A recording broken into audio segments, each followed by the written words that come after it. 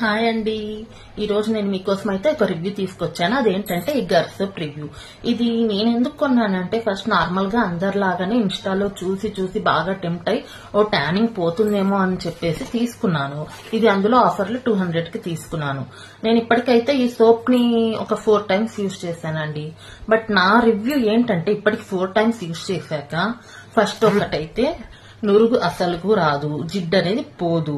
ఇంకొకటి చాలా రఫ్ గా ఉంటుంది, స్కిన్ మీద గీతలు పడిపోతాయి అన్నమాట. సో దీనివల్ల ఇప్పటి వరకైతే ట్యానింగ్ అనేది అయితే ఏమి పోలేదండి 4 టైమ్స్ కి. మేబీ సోప్ అంతా వాడినాక తెలుస్తుందేమో, నాకు కూడా తెలియదు.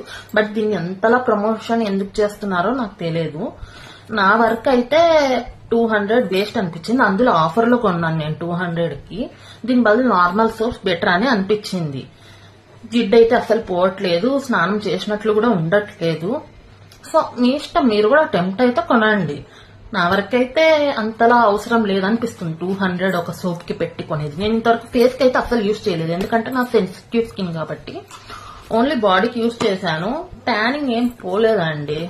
4 టైమ్సే కదా యూజ్ చేసి, చూద్దాం. ఫుల్ గా వాడాక మళ్ళీ రివ్యూ ఇస్తాను నేను ఈ సోప్ మీద మీకు.